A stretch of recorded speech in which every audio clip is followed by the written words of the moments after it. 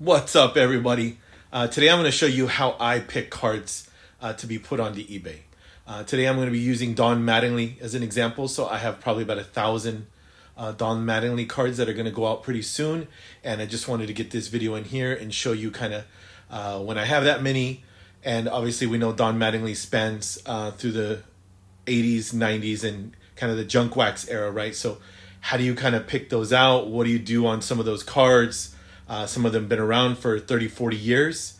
What do you do? So I wanted to kind of show you in this video what I'm looking for and what I kind of leave on the cutting room floor, if you will, what I'll put into either a junk box or a bulk box that'll be sold later for pennies on the dollar. So I got this kind of Don Mattingly set up here. So let's take a look. So I have all my trays kind of set up, and they all have kind of quantities behind them. So I have all the Don Mattinglys kind of separated, and I usually separate them by like Fleer, Donruss, Tops. I kind of already finished the Tops over there, so I'm kind of working with Fleer, Donruss, as well as Upper Deck here.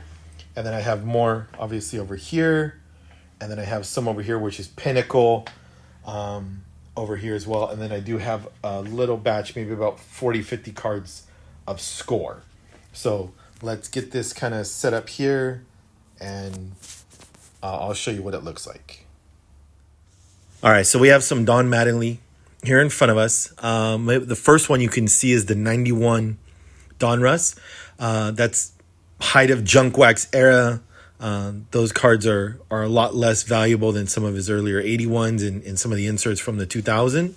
So when I'm looking at these cards, I'm going to be extremely picky. So I have this card here, that white that's on that corner there, as well as down here, not acceptable. I don't know if you can see that. So that would be not acceptable. If this was like an 84 rookie or something else, sure, I would kind of let that go. But this being like a $1.50 card, that is not acceptable for me to go through. So I would just kind of take that completely out of the pile and then not use it at all, not list it here at all. So this one here, take a look here, little tiny bit of white on there, and a little bit of white there. If it's kind of visible from the naked eye, then that's not good enough to be listed. So that would get tossed aside. And I would go to the last one here. Take a look. That one looks much better on the top. What's that issue down at the bottom? Let me make sure if it's part of the penny sleeve or the card. Looks like just part of the penny sleeve. Oh, we got some white down there. So that one most likely wouldn't be listed either. If you can see it that clearly, not listed. So none of these 91 Donruss would get listed. They would go in a junk box where I would sell them, in the thousands or 500,000, whatever it might be. So those get all put away. Then I have these ones here. So this is a Donruss Studio. And then you can tell just right away going from these two right here that this one is significantly more faded. I don't know if this was in a smoker's home or I don't know why it got faded. But you can clearly see that it is faded. I would never sell something like this individually. So that just gets put away. And then you're left with these two here. And then these two look like they have great corners. Checking both sides. So these two look like great copies. Check on the back because there's the back and the black on the back can be kind of tight. So that looks good. That looks good. This one has a little bit of a ding right here. So this one would not get listed for me. So that one would get put away. And this one would be the only one that would get listed. Then you have some over here, like this Donruss. Clearly, you can see right here, has a ding and also on here. So that would not get listed there. And let's see. Up here, a little more marginal. But down there pushes it over there. If it was only the top, maybe I would let it go. I'm not sure.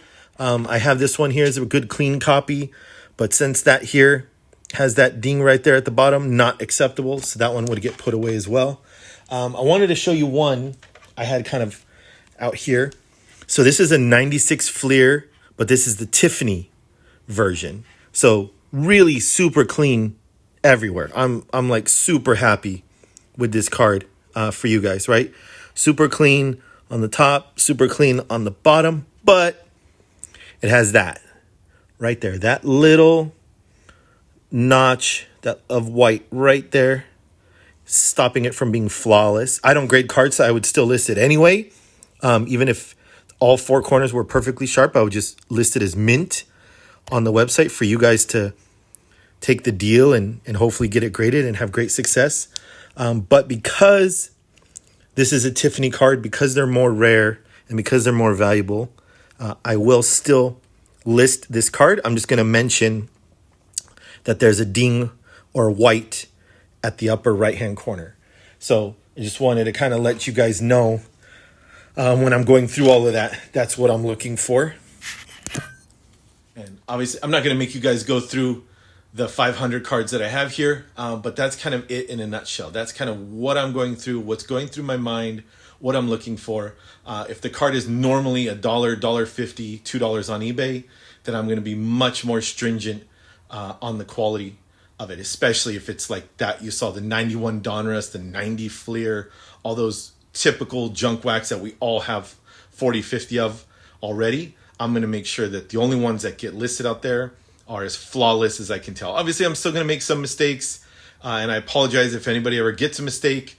If you do, and you're genuinely frustrated with it, just let me know. I'm sure I have more. I can just send another one right back over to you in regards to those junk wax cards. So don't ever want you to have to get saddled with my mistake. Want to make sure that you know when you're buying from Monterey Sports Cards, you know you're going to get the quality that you're expecting or the quality that you're going to see on the pictures. So just kind of throwing that out there. If I end up having 15 or 16, there is a chance one or two are going to get through. But I'm going to continue to list all of these. I'll kind of go through one more time because I love Don Mattingly, Donnie Baseball. So these are all going to get listed on eBay really soon. So if you're watching this video and they're not out there yet, just please stay patient with me. It's going to take a while to get them all listed, but I will have them out shortly. And these are all going to be coming really soon. So any Don Mattingly fans, any Yankee fans, even some Dodgers, I have some of his manager cards and stuff in the tops that is put away over there. So just wanted to kind of get these all out here and show you. I know sometimes the scanner doesn't do the cards justice. That's why I wanted to run through this video one time to kind of show you guys what I have and kind of what they look like. Kind of closer to in person, not quite in person, right? I get it, but I wanted you to see a little bit better than just a boring scan from there. So thank you guys. Means the world to me. You guys are everything. If you have any questions, you guys want to see any other players featured, let me know. I'm going to be doing kind of what I have left. I've already listed some of the major stars, the Derek Jeter, King Griffey Jr., Barry Bonds, even have a Jose Canseco coming out. So the next couple ones I have that I'm going to be doing are like Mark McGwire, Tony Gwynn, Roger Clemens. All of those kind of guys are still to be listed. So look forward to that coming in the next month or so. By the time they all, I kind of do, Don Mattingly will kind of come out probably over 2 or 3 days at 200 or 300 cards each day. So that's kind of how I work. So thank you again so much for watching. Appreciate it. And if you buy from me on eBay, please leave me a note. Please just say thank you. Please say you saw my videos. I'd love to hear from you. I haven't got anybody yet, but I'd love to hear from anybody that sees these videos and also buys on eBay. So it means a lot to me and my family. And can't thank you guys enough for watching, and talk to you soon.